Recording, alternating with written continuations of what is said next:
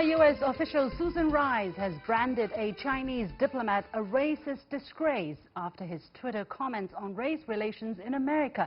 What happened? And as China releases its economic data for the second quarter of this year, we'll be asking who is winning the trade war. Welcome to The Point, coming to you from Beijing. I'm Li Xin.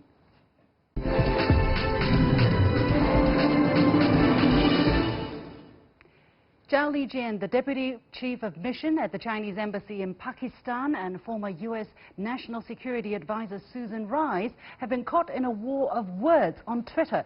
Zhao tweeted that parts of Washington, D.C. are off limits for white people, and that, quote, there is a saying, black in, white out.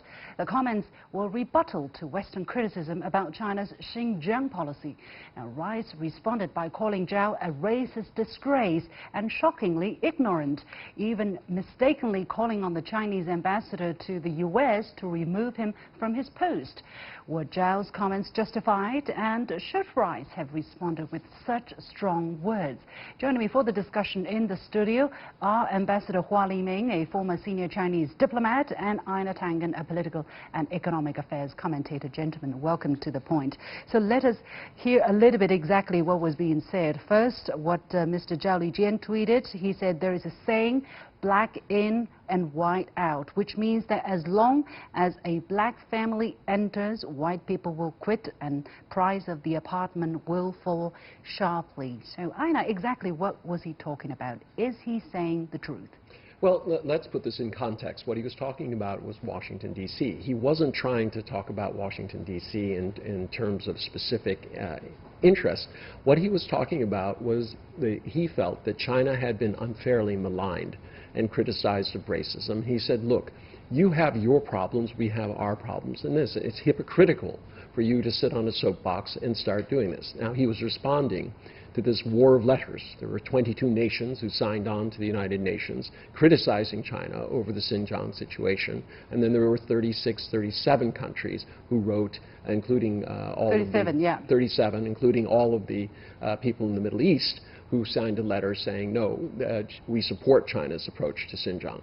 So he was really just trying to admonish the people in Washington to stop being so hypocritical, to pay attention to their own But my question really is was he telling the truth when he was talking about black in, white out? I mean, or Yes. was he discriminating against either black or white people? No, he's talking about Washington. I was born in Washington, D.C. Washington, D.C. has a long history of segregation. What happened is when areas were developed by developers, they would put in that if you were a black or a Jewish family, non-white, you could not move in. And this was even extended sometimes to Irish. So it was a very discriminatory clause. So you had whole neighborhoods where it would be only white. And then in the 60s and 70s, when they had desegregation coming in and things like this, then they started changing it. So what would happen is unscrupulous, mostly real estate agents who were looking for sales would move black families in either as renters or owners, and thereby they would call it blockbusting. White families would immediately move out. Now, that's not necessarily the situation today, where you have a more homogeneous society, and to live in Washington, D.C. generally takes a lot of money. But there's still areas within D.C. which are kind of off limits. They're very segregated, very high proportion of black families, very low proportion of white. Okay, so let me ask you this question, because at this moment we do not have the possibility to read all of his tweets. Actually, he deleted some of the tweets. Having gone through all of the tweets and understanding the context and what he meant, do you think he said things that were inappropriate? No. I don't think so. I mean, I lived in a city that was one of the most segregated in the United States. Pointing out a problem is not being racist, speaking truth about the situation. He was simply trying to say, look, you have your problems, we have our problems. Okay. Ambassador Hua, what was your first take reading this entire incident, whatever was happening? First of all, for a long time, nobody thought that the Chinese diplomats would be so outspoken, let alone talking back and, you know, calling the other side a disgrace and disgusting as well. Really, I appreciated our young generation of diplomats they're doing in their posts. Mr. Zhao Lijun, whom I don't know, but I know he's using the very modern tools of mass media, like the Twitter, which we didn't have anything like this when we were diplomats. So they are using the modern and the very latest tools of mass media to defend China and to tell the world what is going on in China, what is going on in Xinjiang, what is the truth. I think he's doing his job very well. I do appreciate it. A lot of the criticism against China's approach in Xinjiang has been the disregard, the claimed disregard of human rights. I guess in that sense, maybe he was trying to draw some parallel between the problems that the United States faces in terms of human rights and between the kind of accusation that China does not respect human rights. Einar, what is your observation in this front? I think he could have used a much better example. If the U.S. is so concerned about Muslims and things like that, they shouldn't have invaded Iraq and caused the configuration that we have ongoing right now. That is really what broke things. There was never any mention of ISIS or any of these really militant groups which are dominating the stage now, al-Nusra, etc., until that happened. So I think it would have been much better if he did this. I think it was kind of lost on people. Now, he spent 10 years in Washington, D.C. He has 180,000 followers on Twitter, and he's been vocal about international issues, especially as they go to China.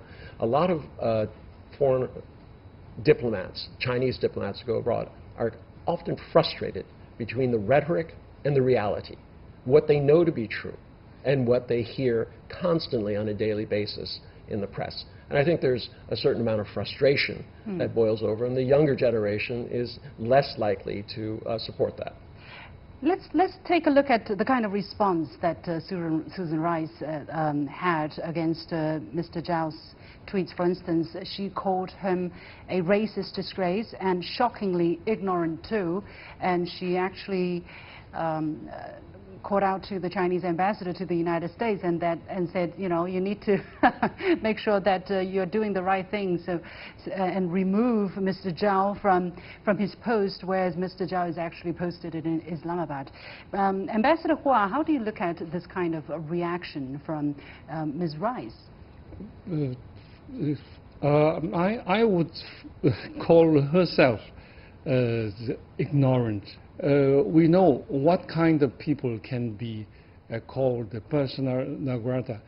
The person, the diplomat, posting there when insulting the leadership or insulting nations or do something harmful to the country, to the hosting country, but nothing to do with that.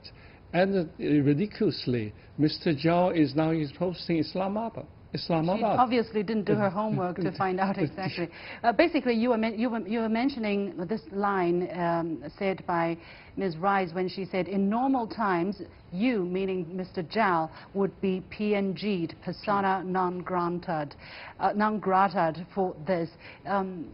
It's very interesting because you're seeing former diplomats or, you know, very senior level U.S. officials using a very strong language and based on very shaky facts, you know, calling someone a racist disgrace and, you know, mistaking information about the posting of this person. Einar, how do you look at that? Are we looking at an individual case, or are we looking at some kind of phenomenon unfolding, developing on the Twitter space? Well, there's two tracks. There's the international media, and there's a battle going on. Trying to convince people one thing or another. Donald Trump and America is now convinced that China is a threat. This has not come about just, you know, overnight. It hasn't come about because of the tariffs. What you've seen is a very concerted campaign since 2016, where the number of negative stories about China have increased, not by half, I mean not by double, but by triple and quadruple. Today, if you pick up any newspaper or you watch any television, especially if it's associated with the West or Europe, there will be negative stories about what's wrong with China. So this has been part of the narrative. The second part is Susan Rice. Susan has a reputation for being very aggressive, for shooting from the hip. She still has a little bit of a grudge against China and also Russia and a number of other countries because of the situation in Syria, because they did not back the U.S. initiative against Bashar al-Assad. So she has a number of things in her past, but what is unforgivable is that she didn't cover her bases. When you're the former UN ambassador, the first thing you know is knowledge is key. You cannot make an argument unless you can define it. She went after this man not knowing that he's not even in the U.S. She went after him not understanding the point he was making. And not making the effort to check his background, to check her information. And she was national security advisor after she was, well, yeah, inexcusable. That begs the question. I mean, is the Twitter space being invaded by this kind of irresponsible, off-the-limit, or impulsive remarks, even by very educated people who are supposedly to be very educated, Ambassador Hua? I don't believe that the Susan Rice Twitter has been invaded by somebody. It's quite true what she has said, and to me, she's quite ideologist and very strong on his ideologies, on his values, and she has I think it is very strong supporter of U.S.